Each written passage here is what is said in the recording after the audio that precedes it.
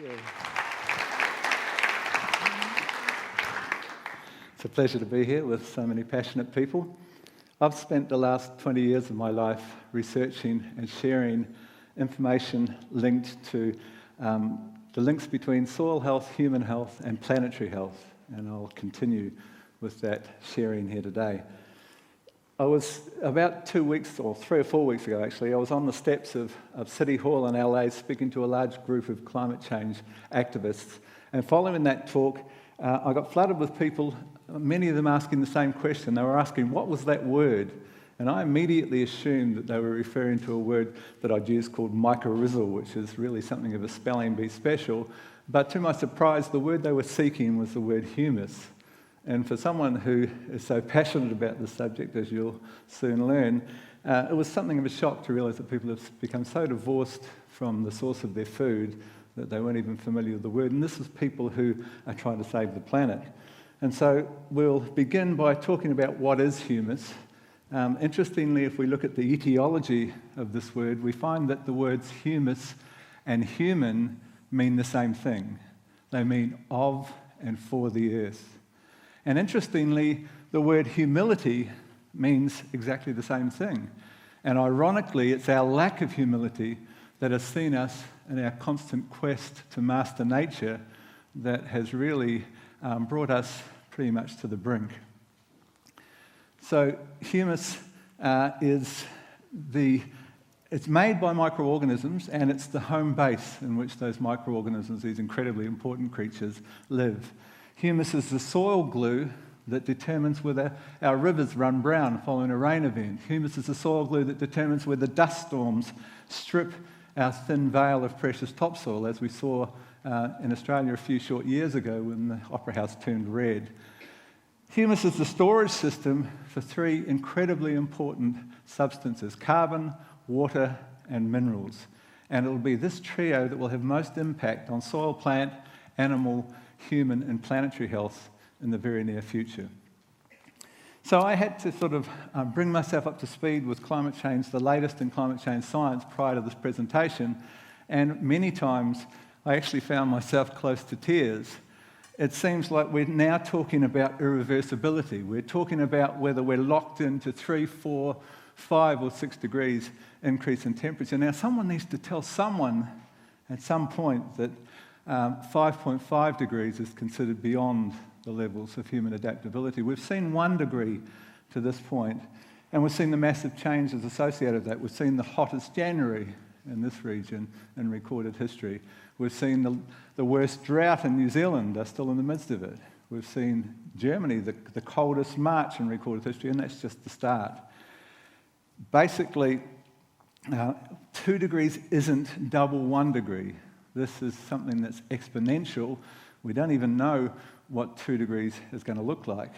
What we do know, and what I did sort of fathom from the research, is that our current focus upon cutting emissions control and cutting emissions is actually not going to save the day. Now, if we were to cut emissions tomorrow morning by 100%, which of course we're not ever going to do, but if we were, in 200 years' time, the levels of CO2 in the atmosphere dropped down to the levels that we had in 1975, which unfortunately is still too warm.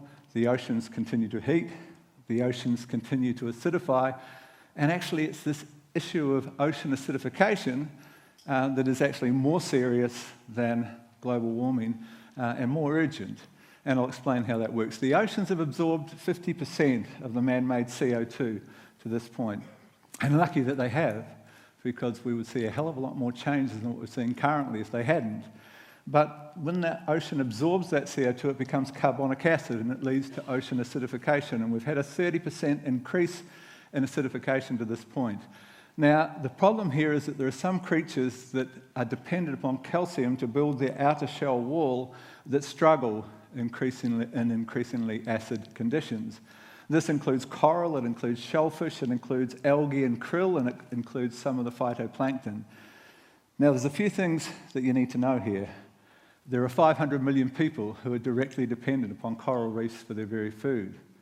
Algae and krill are the basis of ocean life as we know it. Phytoplankton is responsible for 50% of the oxygen we're breathing. And 40% of those little guys we've lost already. This is serious stuff. This isn't someone else's lifetime. This is your generation, your life, your next. In fact, the research in relation to algae and krill suggests that 20 years is the time frame. So many people, when confronted with the enormity of that scenario, shut down and go back to the couch and watch sport. And what this is a call to action and trying to drive home to you that apathy has no place to play in this scenario. There is something you can do, and it's a message that I want to share with you in my remaining time. That message basically is this: there's only ever been the same number of carbon molecules on the planet, and that carbon cycles between the soil, which is by far the largest storage system, the biomass, which is all the plants on the planet, and the atmosphere. And a great deal of what used to be in the soil as humus is now in the atmosphere as CO2, thickening the blanket of greenhouse gases, heating the planet and changing the climate. So, sorry, I'll just have a quick mouthful of water here.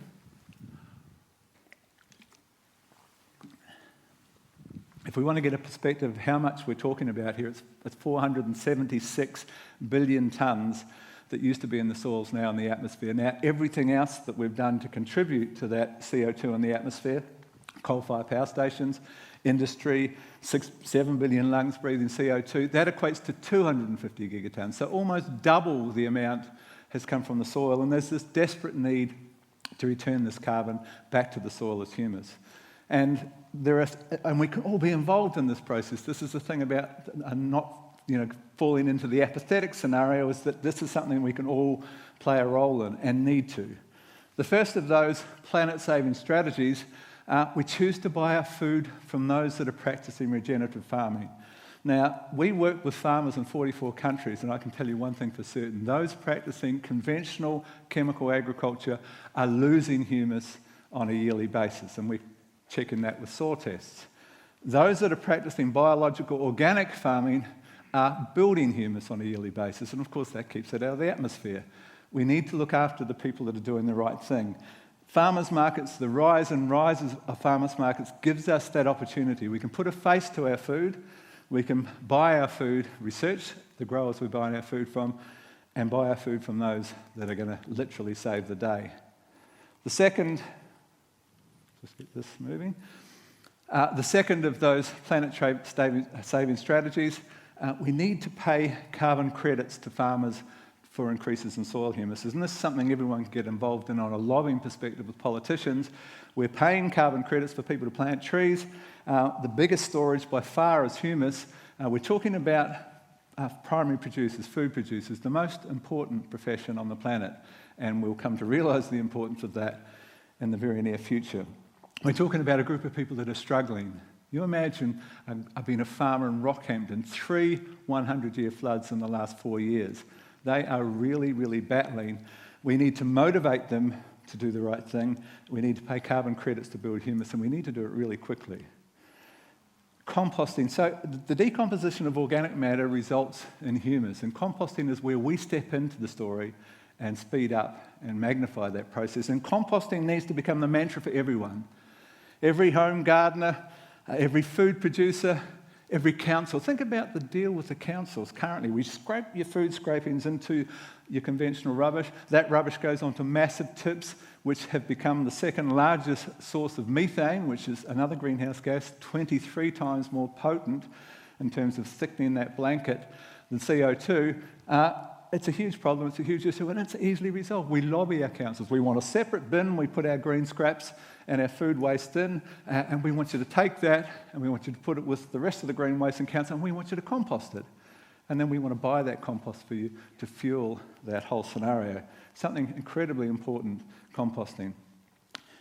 Now that we're starting to do a lot more counts of soil life, the discovery has been really quite alarming. We find that the key creatures responsible for building humus in our soil have been absolutely decimated.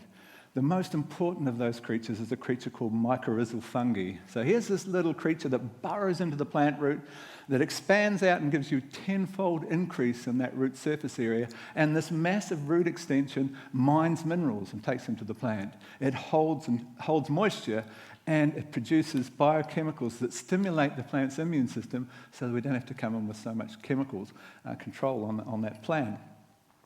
Now, sorry, I'll just keep moving here. Mycorrhizal fungi are responsible for 30%. This is a new finding. This is a woman called Sarah Wright who discovered that this creature produces a sticky substance called glomalin. And glomalin, it turns out, is the spark for the building of humus in the soil. And we now know that this one creature is responsible for 30% of all of that humus. And we also know that we've only got 10% of this creature left. We've knocked out 90% from our soils. We can put them back. $10 a hectare it costs to re-inoculate them. We can also brew up the other cellulose-digesting, humus-forming organisms for $5 a hectare. Something that can be done, and it needs to be done really quickly. And then we've put this workforce back in the soil. We need to legislate to protect these guys in the soil. What's knocking them around? Farm chemicals, we now know, are really harsh on these critically important humus-building organisms. We know that herbicides, or some of the herbicides, are actually more harsh on soil life than they are on plants. We know that glyphosate, the world's most widely used chemical, the new research suggests it's something of a horror show for soil life. And then we've got other things. We're over-cultivating in many instances and slicing and dicing up those fungi that build humus. And we can look at how we can manage livestock. Some of you may have seen Alan Savory's wonderful presentation from a few weeks back, now had 1 million viewers on TED, where Alan showed without the slightest trace of a doubt that you can intelligently manage large numbers of livestock and bring them in with what's called cell grazing or intentional grazing and completely change whole landscapes. In fact, reverse desertification and have a huge impact on climate change. So that's probably the other part of the equation. We're talking more humus, but this is two sides of that same story of managing soil and plants.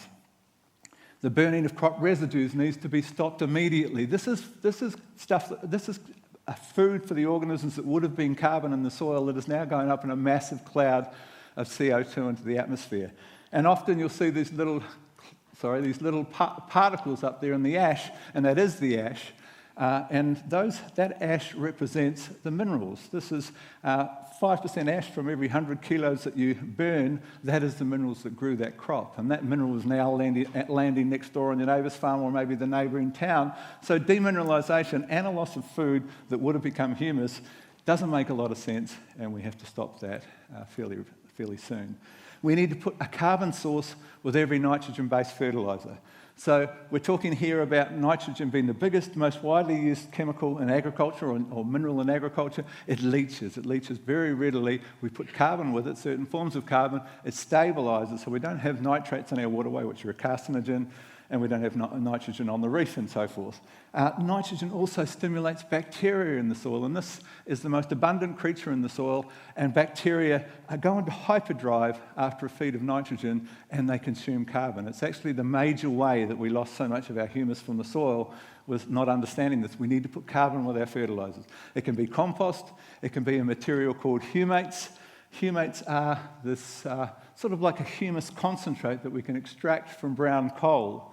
And humic acid, one of those concentrates, turns out to be the most powerful known stimulant of cellulose-digesting or humus-building fungi. So it's a hugely important, indispensable humus-building tool. Now, what we're looking at here is Norfolk Island, one of my favourite places in the world.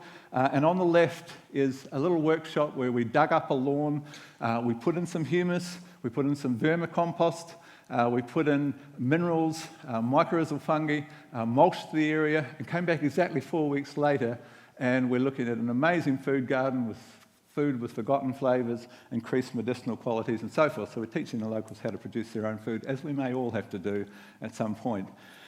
Finally, in this little segment, something outside of humus, and it's really been initiated by John Hewson, and some remarkable work that he's been doing that's receiving international attention at the moment. John's argument simply is the super funds represent this massive body. Really, it represents our future and our money. And currently 55% of our super funds are invested in companies involved in non-renewable resources, the BHPs, the Woodside Petroleums and so forth. 2% of our money in our future is invested in those involved looking at renewable forms of energy.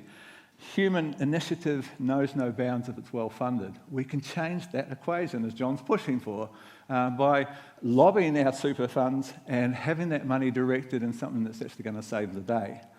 Humus does more than just offer climate change reversal. We see, for example, the National Bank saying, look, we're lending all this money for farmers to buy the neighbour's farm, the loans are falling over, we need to redefine what determines profitability in agriculture. And so they did quite a comprehensive study for 3 years. The end result surprised everyone. The determinant of profitability in agriculture was humus, was how much organic matter you had. Every 0.15% made a significant increase in your profitability. So how good is it that we pay carbon credits for farmers to increase their profitability, the most important profession that have been struggling for so long? It's a good idea. Humus is our greatest water management tool. We're talking about 3/4 of the earth covered in water, and 3% of that water is fresh. And of that 3%, 90% is used for irrigation, but it's not used very smartly. We store our water in huge dams. I'll go back here, I've just got to get this. In huge dams with massive amounts of evaporation. We pump that water with a large carbon footprint to the farm, and we pump it out and lose more through evaporation during the irrigation process. Compare that to humus. Humus holds its own weight in water. Humus is beneath the ground, so it can't evaporate. The plant root takes it as it needs it. A 1% increase in organic matter per hectare results in 170,000 litres of water that can be stored in that soil that couldn't previously. This mat, which is 2 square metres, 34 litres, we can now store because you decided to compost your green waste and your food scraps. There's no better way to manage water than that. Humus also has a massive impact upon the nutritional value of our food. There are numerous studies now that have quantified the lots of minerals in our food. There's an argument that the food we're consuming currently contains just 20% of the nutrition found in the food consumed by our grandparents. And a large part of that is the soil. We are what we eat. What we eat comes from the soils, and the soils are a shadow of their former self. A big part of that decimation of our soil is the loss of humus. Humus is the only thing that holds all minerals. It stores all minerals in the soil, and humus is the home base for the organisms that deliver the minerals. There is a microbe behind every mineral.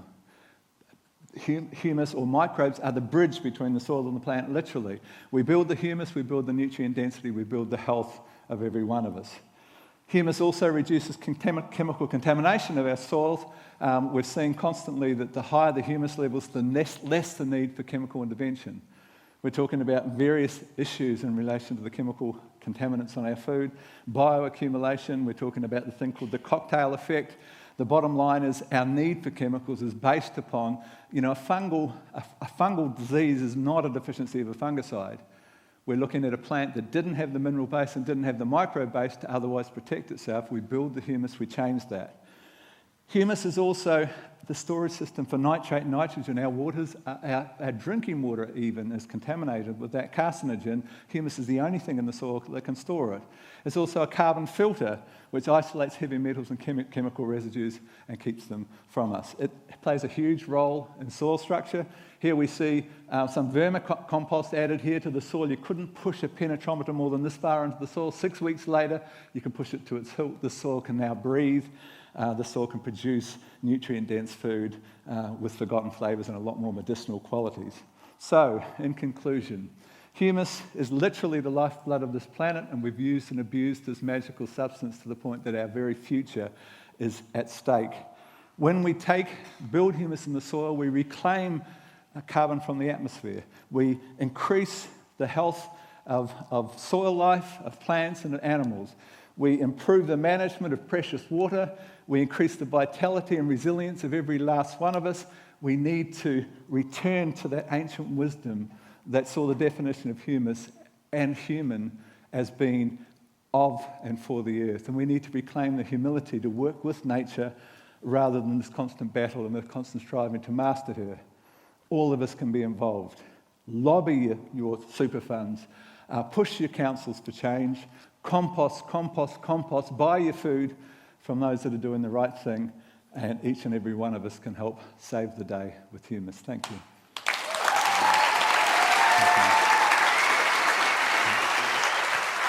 Thank you, Peter.